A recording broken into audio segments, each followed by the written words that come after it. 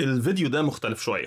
لو انت عمرك ما ادمنت اي شيء او عمرك ما عانيت مع الادمان ما تتفرجش على الفيديو ده. احد اكثر الناس عرضة للادمان هم الناس اللي عندهم ADHD. السبب كيميائي بحت. انت عقلك بيفتقر للاتزان في 3 مركبات اساسيين: دوبامين، سيروتونين، نيوروبنفرين. ال3 مركبات دول موجودين في اغلب انواع مسببات الادمان. وسبب ان انا بقول مسببات الادمان مش المخدرات فقط، ان الادمان مش ادمان مخدرات فقط. انا على سبيل المثال عشت سنين مدمن للسكريات بشكل مفرط، شكل خطر جدا، وايامها ما كنتش اعرف سبب استهلاكي الضخم اللي كان بيفوق الانسان العادي اضعاف. ليه؟ برحمة ربنا، بفضل الله، اللهم لك الحمد ولك الشكر، ان انا عمري ما شربت سجاير، ولكني متاكد اني لو كنت دقت اول سيجاره غالبا انا حاليا كنت حبقى ما بتنفسش غير سجاير. باقي مسببات الادمان اذا كان اكل، فيديو جيمز، او ديسوسيشن مع المسلسلات والانمي زي ما انا كنت في فتره طويله من فترات حياتي، او لا قدر الله المواد الاباحيه او المخدرات. لو انت عندك ADHD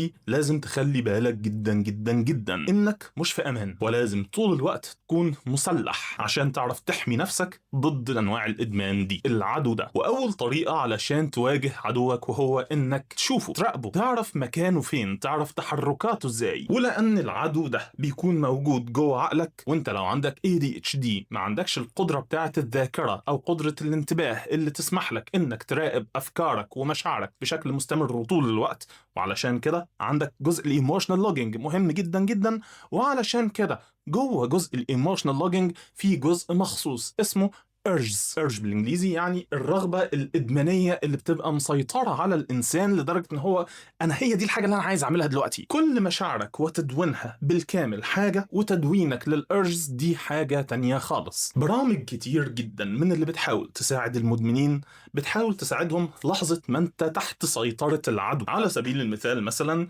البرامج اللي بتحاول تمنع المواد الاباحيه ان هي تظهر على الشاشه عن طريق ان هي تعمل لها بلارنج او عن طريق ان هي تعمل لها بلوكينج. الاحصائيات بتقول ان اكبر وقت بيتم تقضيته مع البرامج دي بيكون وقت كسرها، والانسان المدمن بيكون انسان مصر للغايه. التطبيق اللي انت هتحطه على جهازك علشان يمنعك من ان انت تتفرج على مواد اباحيه غالبا هتلاقي نفسك بتقضي ساعات بتحاول تكسر الحمايه اللي انت بنفسك حطيتها لنفسك. ما اقصدش ان مفيش امل اطلاقا، ولكن المعركه بتبتدي من بدري جدا. المعركه بتبتدي من ان انت تراقب مشاعرك، تراقب احتياجاتك، تراقب افكارك، وتلج المشاعر دي وتدي لنفسك اختيارات. زي الفل بيقدم لك 3 اختيارات اساسيين. اولهم هو just log او دون بس، لان بعض المعارك مش بتنتهي في يوم، ولكن بتنتهي بعد ما تسمح لنفسك بوقت تراقب فيه عدوك بشكل كافي. بعد فترة من تدوينك للارجز دي بتيجي امتى وبتيجي ازاي وبتكون بتفكر ايه حينها،